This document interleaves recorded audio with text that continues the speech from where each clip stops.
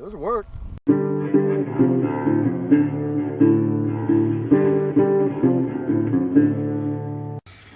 Okay guys, welcome back. Today we're changing gears just a little bit.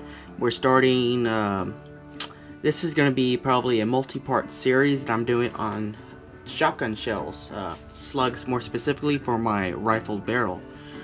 I've already done a little bit of testing with some stuff from Ballistics Products. I'm testing the green non-toxic shotgun slugs.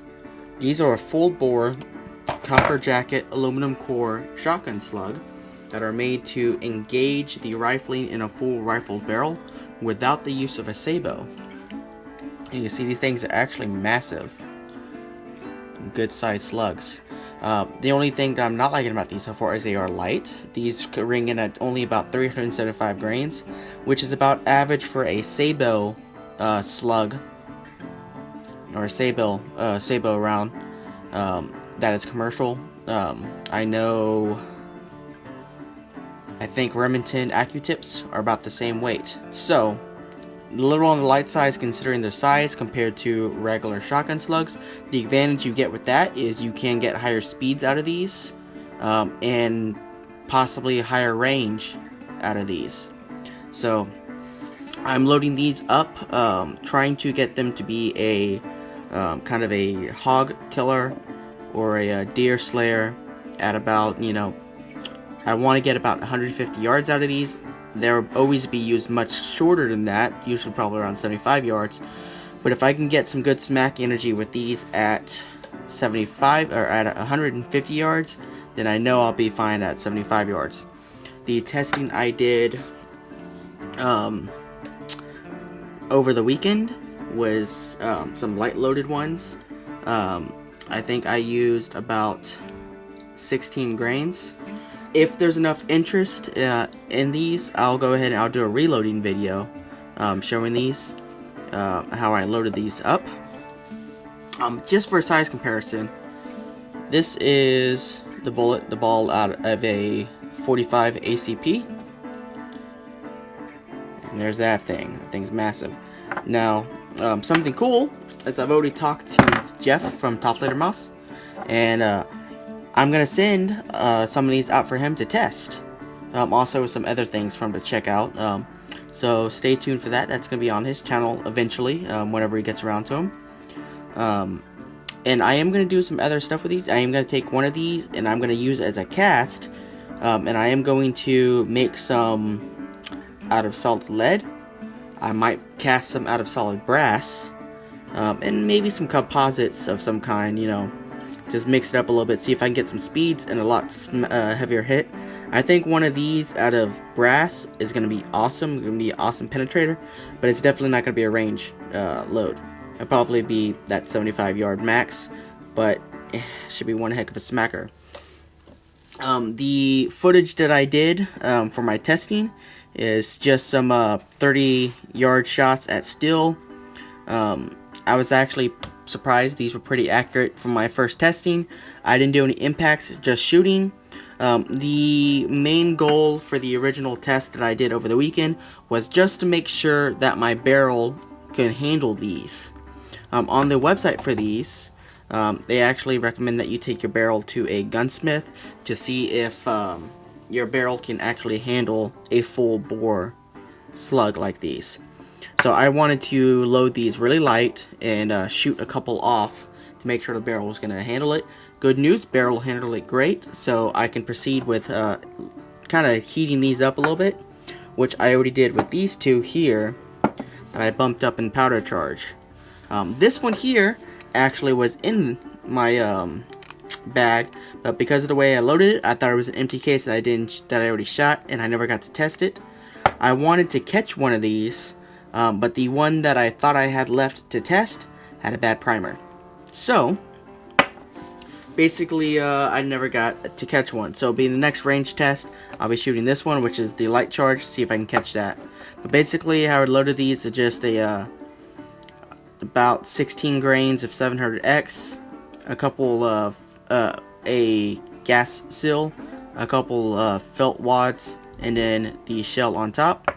Some of these other ones I spaced out with the petals from some birdshot loads from some, you know, shot cups that I got.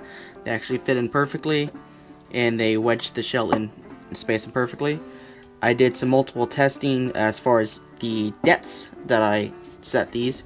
You see this one here I have set about that deep, and there, this one obviously is much deeper, and this one deeper.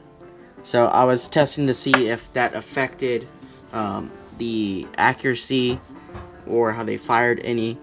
So far, the only flyer that I had out of the group was the one that I had set high like this. I've loaded one more like that to see if it was what I put inside of the hollow point, because if you look, these have really large hollow point cavities in them. The one that I tested that I had out like this, I put sticky tack in, kind of act like a ballistic you know, tip, just to mess around with it. But that was my flyer, so I don't know if that was the spacing or if it was what I put in it threw it off. So I loaded up one more like that, and I loaded one up down deep like this, which was my best shooting that I believe. And then I filled these two in with hot glue to kind of act like ballistic tip. This one's a hollow point. I am going to load up a couple more of these. I promised Jeff I would send him 5. So I can load up 2 more of these for the next round of test. I am going to order another case of these. If you wanted to get into these and check them out, they are on Ballistics Products page. However, they're not cheap.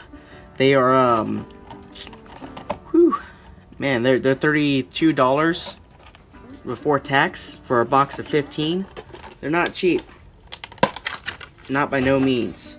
I wish they'd come out with a solid copper version of these.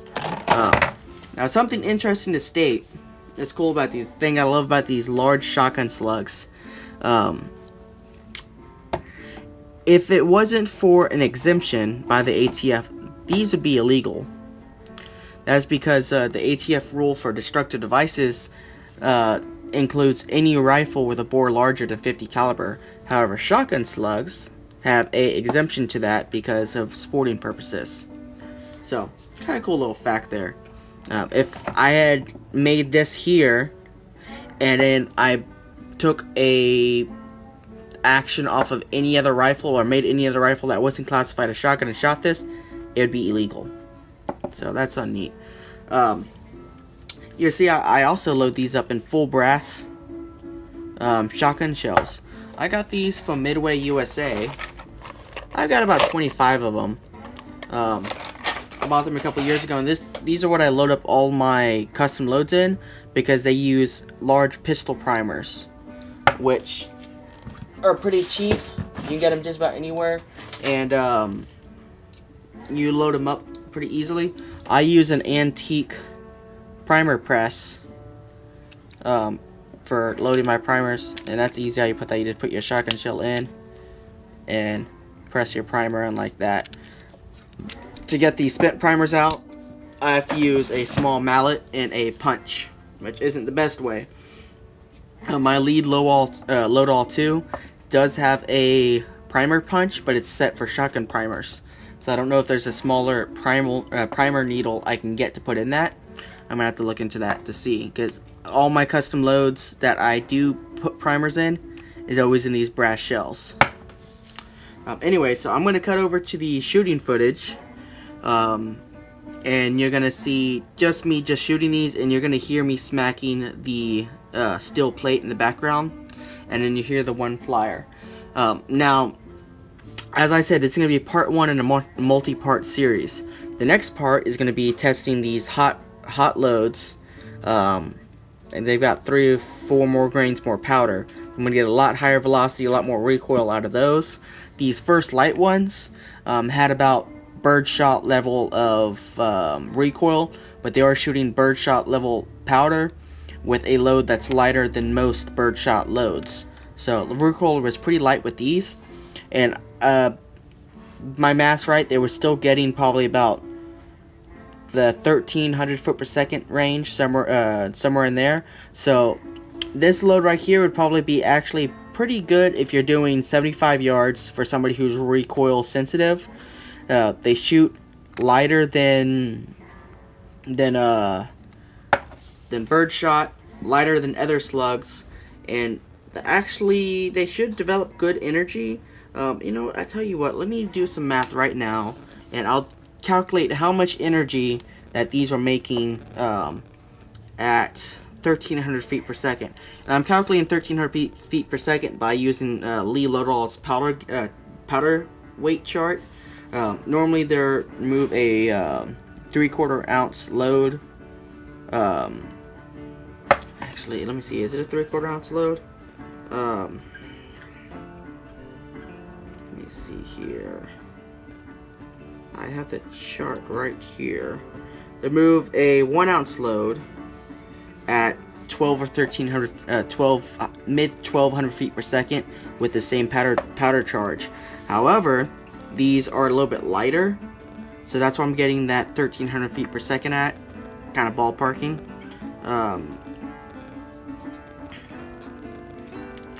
Let's see.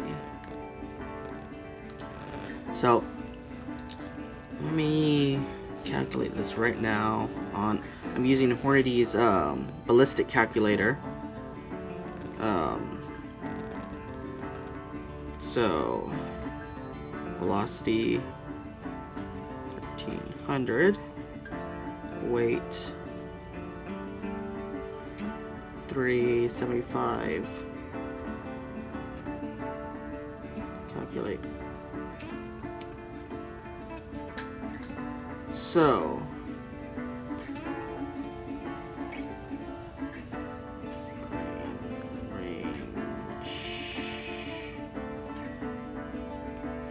So at those numbers, at 1,300 feet per second with this light load right here, that's still developing 1,407 foot-pounds of energy at the muzzle. So if you think about that, something that shoots lighter than birdshot, but still doing 1,400 foot-pounds of energy at the muzzle, that's not bad for that load. So, that's still a pretty hard-hitting chunk. And of course, these are non-toxic. So, if you live in a place where your hunting lands require the use of non-toxic ammunition, these make a good alternative. Because I know there's not a whole lot of bullets out there that are non-toxic that you don't cast yourself, besides the some of the Lehigh offerings, the brass ones, solid copper, stuff like that. So non-toxic and bullets is kind of hard to come by, so loading up something like this is relatively easy. You don't need any special loading tools to make this right here. That could be a good little hunter, and that's what I'm making this for. So my goal is I want 2,000 foot per second minimum. So, but I might keep these. Keep these as a back burner too. But if I can get these up to 2,000 foot per second, then I'll be happy, because I'll be developing some big energy on impact. And of course, when I do the heavy ones, I'll probably be boosting back down a little bit lower powder, so I don't break my shoulder. But I'll still get them moving pretty hot. So I'm going to cut away to that shooting footage. You'll see me shooting. You'll hear the targets in the background. And I'll see y'all in part 2 for this. Also,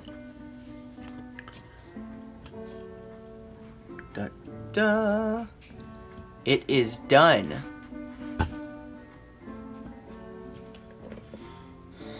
The Marlin lever action is done, restored, and I did get footage shooting it. So the review for that is going to be coming up sometime this week or by the weekend.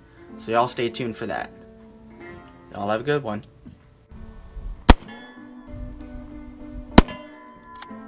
Doesn't work. I don't know what that. Be sure to come over here and subscribe. And of course you have to hit the little bell. Otherwise, we won't show up in your notifications each time we post a new video. And check us out on Facebook and give us a like. We post all of our content there as well, as long as some pictures that we take. Speaking of Instagram, you can check us out on Instagram too. We post all of our pictures, some short clips that don't end up on YouTube, along with a little bit of funny stuff, some game recipes, and we're also on Twitter. You can check us out on there, some of our posts. We keep everyone kind of in the queue along what we're onto and what we're up to and what we're doing. Along with some other posts about some other things that we like. So be sure to check us out on Patreon. We could always use the support. We got a lot of cool stuff coming up, but that stuff kind of isn't cheap, so every little bit of support helps and will help us get out some good content for everyone to see.